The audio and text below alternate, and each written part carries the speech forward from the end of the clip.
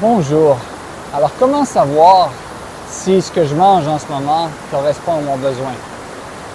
Eh bien, on peut vraiment chercher dans plein de régimes, dans plein de modes alimentaires.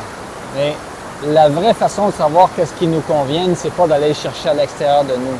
C'est vraiment d'aller à l'intérieur et voir en pleine conscience qu'est-ce qui nous convient et qu'est-ce qui ne nous convient pas.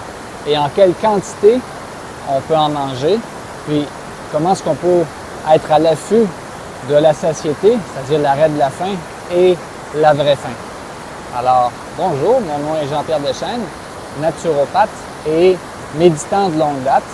Et en fait, je suis spécialiste des intolérances alimentaires et aussi du stress avec une approche de manger en pleine conscience nos aliments et de transformer notre mindset. Alors, donc la façon d'approcher ça pour moi, c'est pas, en tant que naturopathe, c'est pas nécessairement d'aller toujours vers des aliments que je recommande, mais de montrer aux clients comment trouver par eux-mêmes qu'est-ce qui leur convient, qu'est-ce qui leur convient pas. Alors ça, c'est vraiment développer la sagesse du médecin intérieur, la sagesse du thérapeute intérieur pour savoir qu'est-ce qui vraiment me convient et qu'est-ce qui ne me convient pas. Alors, l'approche que j'utilise, la pleine conscience et le fait d'éliminer et réintroduire certains aliments qui sont parfois problématiques où on développe des intolérances. Alors, c'est vraiment d'y aller étape par étape sur 5 ou 6 semaines, donc de pouvoir vraiment introduire dans sa façon de faire un ingrédient nouveau qui est la pleine conscience. Donc, souvent, on pense « Ah, qu'est-ce que je dois mettre dans mon assiette? » C'est vraiment super capital, mais qu'est-ce qui manque comme ingrédient généralement? C'est comment est-ce que je vais le manger? Avec quelle intention je vais manger donc cet aliment-là? Et dans le fond, se poser la question, quelle partie de moi a faim pour bien répondre de façon adéquate à la nourrir, cette partie-là. Alors, Jane Chosen-Bays, qui est une maître zen et médecin, a distingué 9 types de faim. Alors, la première faim, c'est d'abord la faim de ce qu'on voit quand on vient avoir le plat et ce qu'on sent. Ensuite, c'est la faim de ce qu'on met dans notre bouche et qu'on vient savourer, à apprécier les textures. Et pendant qu'on croque, c'est aussi la faim des oreilles, c'est-à-dire donc le crunchy. Certaines personnes sont attirées par le bruit crunchant. Et ensuite, c'est la faim du toucher aussi, parce que quand on prend nos aliments, on peut, oui, les prendre avec des ustensiles, mais aussi dans plusieurs pays et continents du monde, on mange avec nos mains. Et parfois, même ici, on mange, par exemple, du maïs sur épi, donc avec nos mains. On mange aussi d'autres aliments directement avec nos mains. Et c'est juste culturellement parfait. Mais ici, on a une faim du toucher également. Ensuite, il y a la faim de l'estomac. Alors, l'estomac qui réclame plus de nourriture ou un arrêt de nourriture. Et puis, enfin, on a aussi la faim du cœur et la faim du mental avec toutes ces croyances, ces conditionnements, ces désirs, ces aversions. Et la faim aussi de nos cellules, enfin.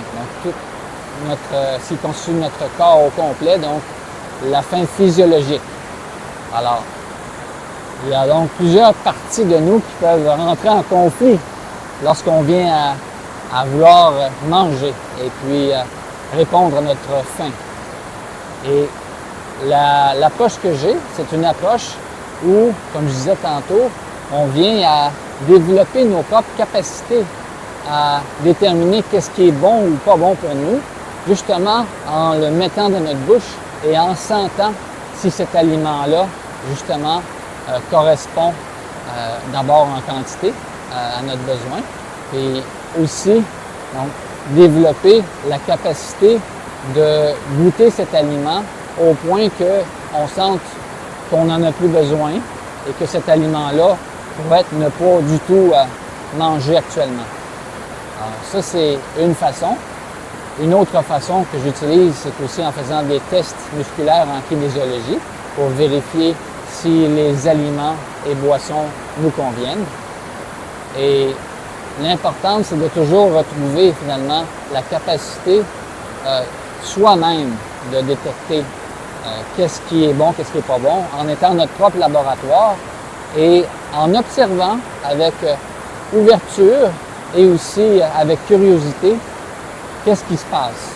Qu'est-ce qui se passe en ce moment? Si je prends un aliment que d'habitude je pense ne pas aimer et que je le goûte pleinement, ou qu'est-ce qui se passe quand je prends un aliment que je pense adorer et que je suis habitué à manger, mais que je le prends en pleine conscience et qui serait plus de l'ordre, par exemple, du fast-food. Ça m'est déjà arrivé, donc, lorsque j'ai commencé à méditer il y a 35 ans, j'avais fait des sessions intensives de méditation et puis au début, j'avais mis de côté les beignes que j'aimais beaucoup manger parce que j'étais une bébête à sucre. Et puis, donc, je viens de mettre, après un bon mois de ne pas avoir pris de beignes, un morceau de beigne en pleine conscience dans ma bouche et je l'ai tout de suite recraché parce que justement, je goûtais plus du tout la même chose.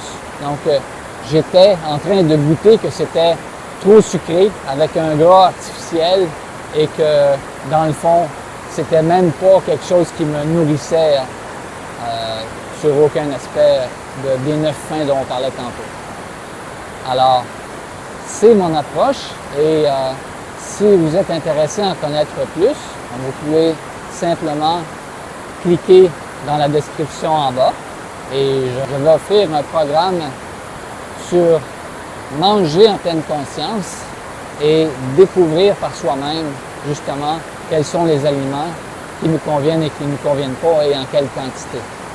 Alors si vous avez aimé cette vidéo, vous pouvez la partager, vous pouvez cliquer j'aime, vous pouvez également vous abonner à ma chaîne et comme je disais, donc cliquez dans la description en bas pour le lien afin de vous donner accès à des outils qui vont vous permettre de mieux digérer, d'avoir un ventre plus en santé et puis d'être davantage finement à l'écoute en pleine conscience de votre alimentation. Alors, merci beaucoup et à la prochaine.